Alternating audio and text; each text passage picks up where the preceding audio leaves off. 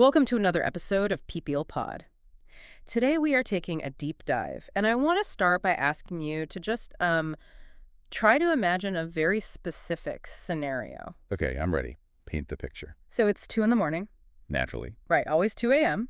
And you are a college kid, and you're sneaking into this dark, completely empty university practice room. Like a music room. Yeah, exactly. But you aren't there to, practice your scales or study for a final or anything. You're just sneaking in to find a few minutes of total, absolute isolation. Oh, just to get away from everything. Exactly. You just need a place where you can record some incredibly personal, honestly devastatingly sad songs that you've been writing. Wow. And, you are not trying to be a star. That is not the goal here. You just want to upload these rough, unpolished recordings to Bandcamp so maybe 3 or 4 of your friends can hear what you've been working on. Right. It's just a way to share with your tight inner circle. Exactly. But instead of just your friends listening, you wake up a few months later to find the New York Times writing about you. Oh my gosh. Yeah, and they're calling your work heartbreaking and hypnotic. And literally overnight, this essentially private diary is just thrust under the microscope of the entire global music media. I mean, that is just the absolute definition of whiplash. Seriously. Because you go from this ultimate private sanctuary, like a literal soundproofed room where no one can even see you, to the glaring, just relentless attention of the internet and the music industry. And most people would just crumble under that. Oh, for sure. Yeah. Honestly, that kind of rapid transition, that sudden massive exposure of your deepest vulnerabilities, that would completely break a lot of people. It really would. But it didn't break our subject today. Today, our deep dive is into the life and art of Julien Baker. Which is such an amazing topic. It really is. And, if you follow indie rock at all, you already know exactly who this is. Like, she's a huge deal. Yeah, she is a Grammy-winning phenom. She's a member of the massively successful supergroup Boygenius. And she's an artist basically defined by these very moody, deeply confessional explorations of human nature. But the reason we're doing this deep dive today is because we want to explore a really fascinating paradox about her life. Exactly. Because, this is not your standard, straightforward rock star biography. Not at all. No, not even close. What we have here is this profound human story about navigating extreme contradictions. We are talking about someone trying to balance a very devout, traditional religious upbringing with your queer identity. Which is huge on its own. Right. And then, at the same time, someone navigating severe substance addiction by immersing herself in the aggressive, chaotic world of underground punk music. It's so counterintuitive, but it makes so much sense when you unpack it. It really does. And fundamentally, this is a story about a person who realized that the louder and messier and more crowded her music got, the healthier she was actually becoming. Right. And listening to those early songs, it really is like finding a stranger's diary. Oh, totally. You find it and you start reading and you suddenly realize, oh, wow, this stranger just perfectly articulated my exact unspoken feelings. That is the perfect way to describe her music. It's so intimate. Yeah. So let's start with her foundation, because you really cannot understand Julien Baker without understanding where she comes from. No, you have to start at the beginning. Right. So she was born in 1995, and she grew up in a very devout Baptist family in Bartlett, Tennessee, which is basically a suburb of Memphis. Mm-hmm. Right in the South. Exactly. And her very first exposure to playing music was actually super traditional. She played in her church band. Which is pretty common for a lot of musicians from that area. It is, yeah.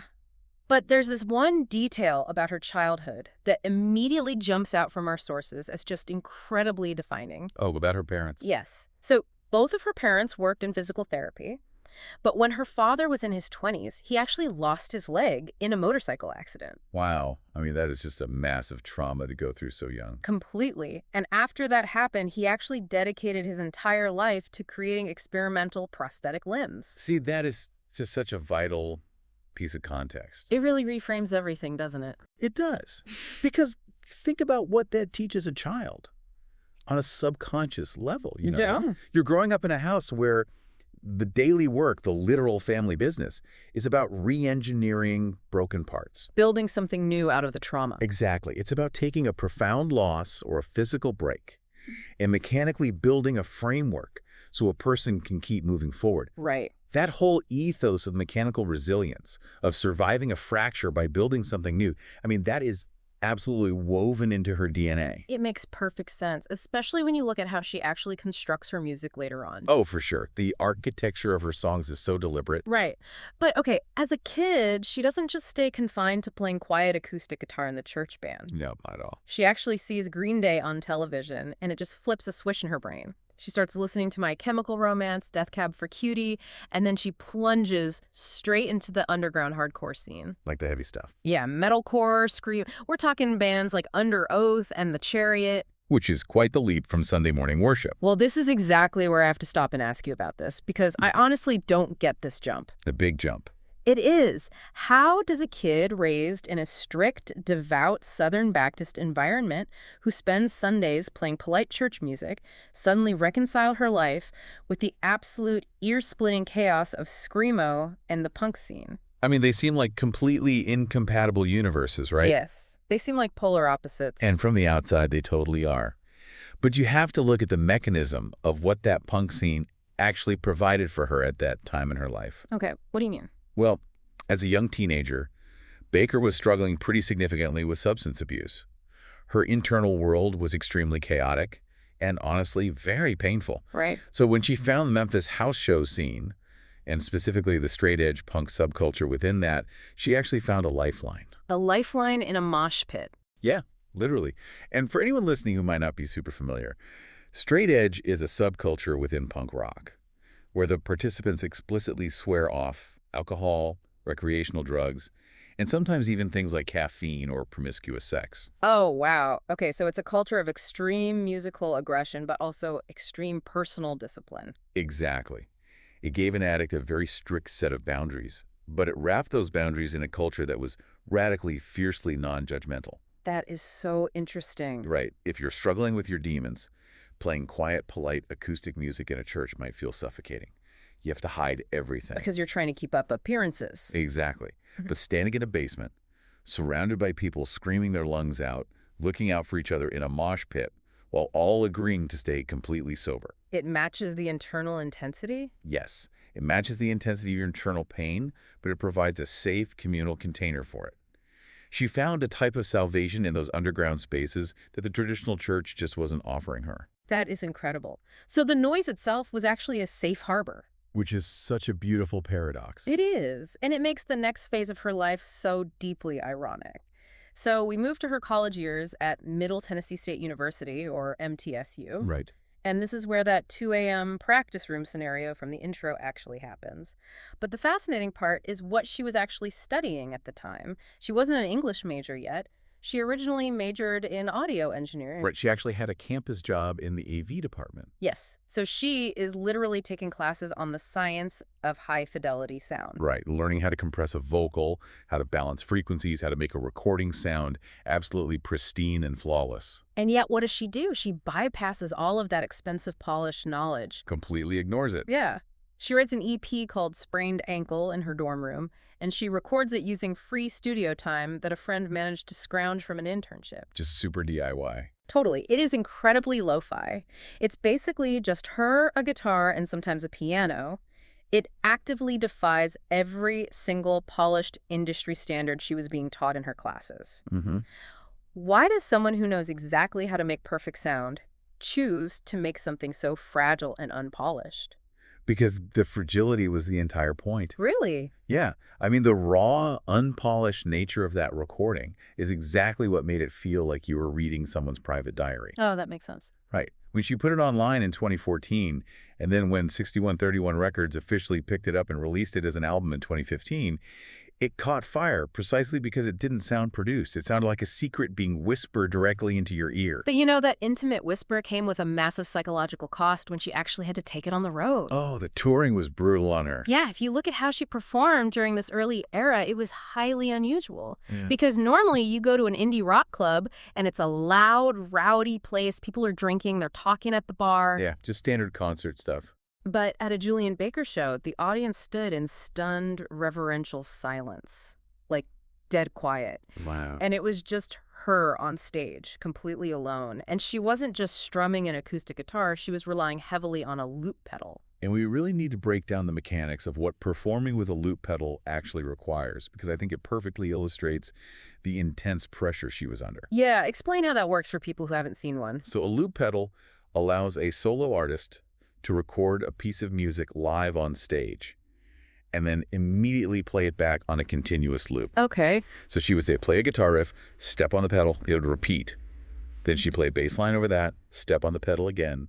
Then she'd sing harmonies over the whole thing. It's basically like building a sonic house of cards in real time. Exactly. And if your foot is off by a fraction of a second, or if you hit one wrong harmony, It's all ruined. right, the entire house of cards collapses in front of hundreds of completely silent people who are just staring at you.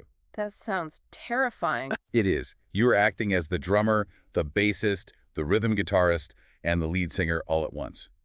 The psychological weight of that isolation being the sole focal point, carrying all that heavy, traumatic, emotional weight night after night with zero backup, it's just crushing. Which perfectly explains why she started seeking out collaborators. Oh, absolutely. She had to. So in 2017, she signs to Matador Records and releases her second album, Turn Out the Lights. And you can immediately hear the walls pushing outward on this one. The sound gets way bigger. Yeah, she works with a Memphis engineer, Calvin Lauber, and they introduce cavernous production, violins, organs. But she's still mostly a solo act there. Right.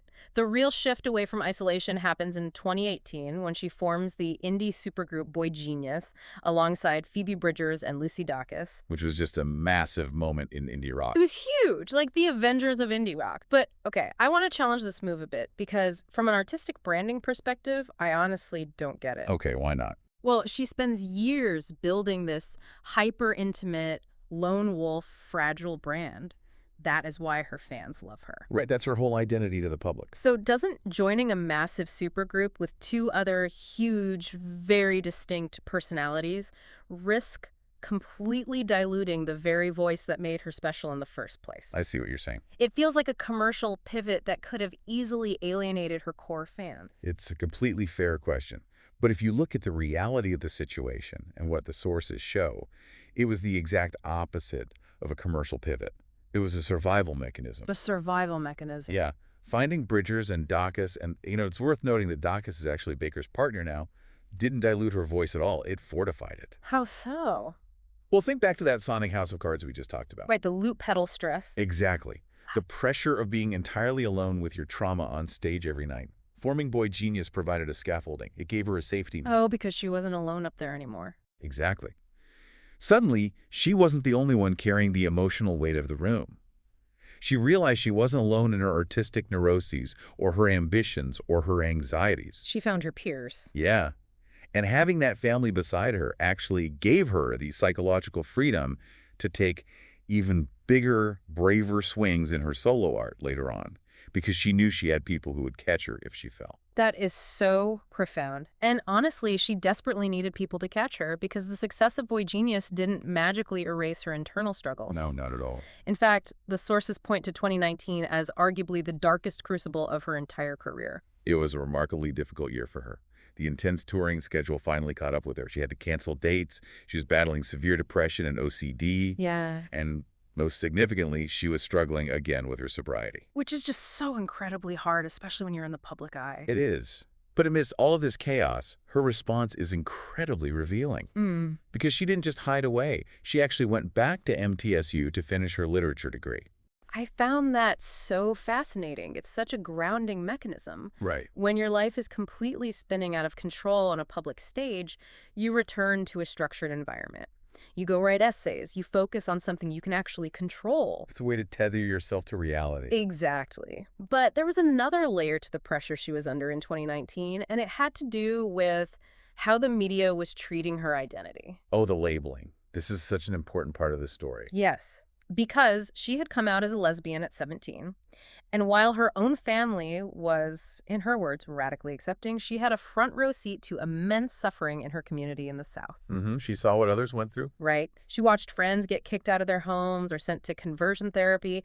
And because her early music dealt so frankly with these fraught experiences with organized religion, the media relentlessly pigeonholed her. They boxed her in. Exactly. They boxed her in with this very specific static label, the quote-unquote sober queer Christian. Which is just so much weight to put on a young person. Well, let me ask you, why is that specific label so damaging to an artist? Because human identity is inherently fluid, Yeah. but the media demands a static character. They want a neat little summary. Right. So when you are constantly introduced in interviews and headlines as the sober Christian, what happens when you have a crisis of faith? What happens when you relapse? You're not just struggling with a personal issue anymore. Exactly. You don't just feel like you are struggling. You feel like a total fraud. You feel like you are failing the brand that everyone expects from you. It just completely messes with your fundamental understanding of who you are. Wow. So she was basically trapped in a box built out of her own trauma. Precisely. And in order to survive it, she had to dismantle the box entirely. She had to break out. Yeah, she had to reevaluate the foundational aspects of her life. She realized she was no longer interested in labeling her beliefs so rigidly. Right. She actively pushed away from that dichotomous black and white worldview she was raised with and embraced a worldview that allowed for gray areas, for mistakes, and for messiness. And that profound internal shift, that embrace of the messiness, leads directly to a massive musical explosion. Oh, the next album? Yes. In 2021, she releases her third solo album, Little Oblivions, and she completely annihilates the quiet, acoustic, loop pedal aesthetic. It is just a wall of sound. It is a massive, full-band post-rock sound. And for anyone unfamiliar, post-rock isn't your standard verse-chorus rock music. No, it's very different. It is dense, cinematic, highly textured music characterized by overwhelming walls of sound and heavy instrumentation. And what's incredible is that Baker played almost everything on the record herself. Really, all the instruments? Pretty much. The drums, the bass, the keyboards, the mandolin, the banjo. She engineered this absolute sonic tidal wave. Which is where our central thesis really comes into focus. Right, the louder the music got. The healthier she was trying to become. She explicitly stated that she felt limited by the expectation to always be the gentle, fragile girl with the guitar. People wanted her to just stay sad and quiet. Exactly. But when you are going through the loud, complicated, ugly reality of a relapse and a mental health crisis, a quiet acoustic guitar is kind of a lie. It doesn't capture the reality of that experience. It's too polite. Exactly. It's too polite. She needed the physical noise of crashing cymbals and distorted bass lines to match her internal reality. You got to get it out. Right. By playing all those instruments herself and building this massive, chaotic post-rock sound, she created a container that was finally big enough and loud enough to hold all of her messiness without breaking. That is amazing. And that refusal to stay quiet paid off brilliantly. Little Oblivions actually became her first top 40 album on the Billboard 200. Showing that her fans really were willing to grow with her. Exactly. Which brings us to the triumphant and honestly very surprising recent chapters of her career. The evolution from that point onward is just staggering. Right. So in 2023, Boygenius reunites to release their debut full-length studio album, The Record. Which was everywhere. Everywhere. It is a masterpiece of collaboration, and it sweeps the 2024 Grammys, taking home 3 awards, including Best Alternative Music Album. Huge achievement. But alongside the critical triumph, there was also a really profound cultural moment. In June of 2023, Boygenius performed a show in Baker's home state of Tennessee, and all 3 members performed in full drag. Oh, wow. Yeah, and just to give context on that, this is a direct response to Tennessee Governor Bill Lee signing anti-drag legislation, which we should note was later blocked in federal court. Right. And, you know, as a show, obviously, we are completely impartial here. We are not taking sides or making any political statements regarding the legislation itself. Absolutely. We are just reporting on the events from the sources. Exactly. But purely looking at Julien Baker, the artist, this moment is a massive, highly visible evolution. Oh, without a doubt. Think about the quiet, isolated, frightened kid in Memphis we talked about at the beginning of the episode. Hiding in the practice room. Right. And now she is standing on a stadium stage in her home state, using her platform to take a highly provocative, unapologetic stance to defend her community. It really shows how fully she stepped into her own power. She is definitely no longer hiding in a practice room. Not at all. But just when you think you have her trajectory completely figured out, she absolutely refuses to let you settle.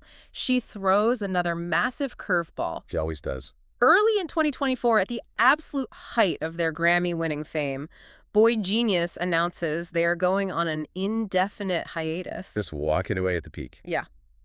Baker packs up. She relocates from Nashville to Los Angeles. She accepts a role as an honorary professor of recording industry back at MTSU, which is crazy, bringing her journey with audio engineering full circle. That is so cool. And then the ultimate pivot for 2025. Oh, the country album. Yes, she teams up with the musician Torres, and they form a country duo. I mean, who saw that coming? Nobody. They announce a collaborative album called Send a Prayer My Way, complete with a performance of their single Sugar in the Tank on Jimmy Fallon. Wow. Now, while it is really unfortunate that their spring 2025 tour had to be canceled early on due to health reasons, the sheer audacity of the artistic pivot is just wild. It is. It's the ultimate proof of her adaptability. She's basically a chameleon of survival. She really is. I mean, we started with her whispering secrets into a dorm room microphone. Then we saw her carrying the weight of the entire world with a loop pedal. Then she's screaming over post-rock drums. She's finding family in a supergroup, performing in drag protests. And now she's playing country music on national television. She absolutely refuses to let anyone build a box for her ever again. Exactly. Never again. You know, when you step back and look at this entire journey, all the contradictions, the trauma, the constant reinvention, there is a framework provided in the sources by the poet and critic Hanif Abdurraqib that I think just perfectly distills what Julien Baker's life and art are truly about. Oh, I found that quote so moving when I read it. Yeah. How exactly does he frame it? So Abdurraqib writes that the grand project of Julien Baker's music is essentially answering one central impossible question. What do you do with the many calamities of a life you didn't ask for? Wow. Right. When you truly listen to her body of work, you realize these aren't just sad songs for the sake of being sad. They are, at their very core, songs of survival. Yeah. They are about the grueling, everyday work of reimagining a better self. It's about looking at the absolute wreckage of your life, whether that wreckage was handed to you by circumstance or whether you fashioned it yourself through your own mistakes, and fiercely demanding that there is a door on the other side of it. Finding a door in the wreckage, that is just an incredibly powerful way to look at her work. It really is. And honestly, it leaves me with a final thought, something for you all listening to mull over long after this deep dive ends. Well, when an artist takes their darkest, most personal traumas and packages them for the world to consume, when they build their entire career on extreme, painful vulnerability, does the act of sharing it actually heal them? That is the big question. Right. Or, in order to truly survive, do they eventually have to dismantle the very art that made them famous and build an entirely new self outside of the music? That really is the ultimate burden of the confessional artist. It really is. Thanks for listening to People Pod. Keep tuning in for more stories worth knowing.